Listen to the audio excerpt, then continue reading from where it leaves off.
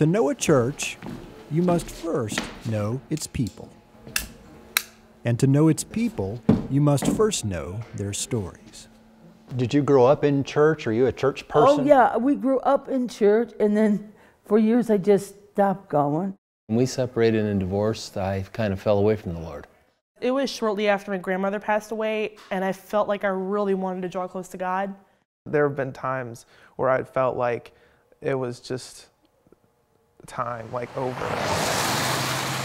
In a broken down, boarded up Cleveland, Ohio neighborhood, Forward Church is a living thing in a dying place. Well, when I started telling people I was going to a church down in Slavic Village, everyone was like, they were kind of like, really?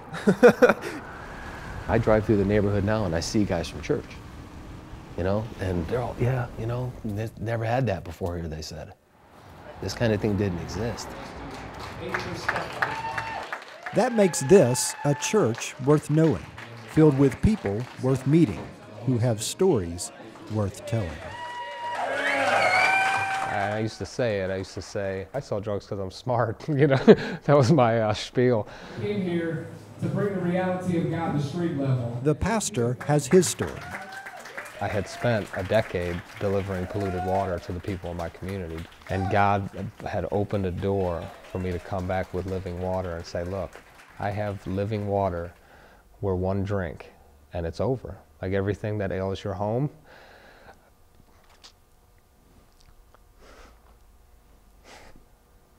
everything that ails our community, it's in my pocket. I mean, I have it. The people have their stories. After 18 years of marriage, I think it was, we got divorced. We were divorced for a few years, and she never gave up. Kept going to church, kept doing everything, and I could feel her praying. But then I knew God wanted to clean me up, because during our divorce time, I wasn't where I was supposed to be. And God's brought me back through this church. These are stories God uses to build a new church in a dark place. My family has a history of depression, and honestly, if I didn't have Forward here, I don't know if I'd still be here, honestly. And I think about, you know, the people here who love and care about me, and that's like something that really pushes me to go on and move on and stuff like that. These are stories of people who meant to start a church, but instead started a family. What does this church mean to you?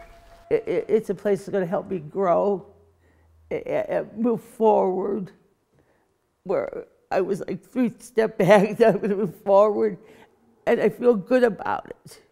It's a little scary, but like today, everybody just said, congratulated me for getting baptized. It was so nice.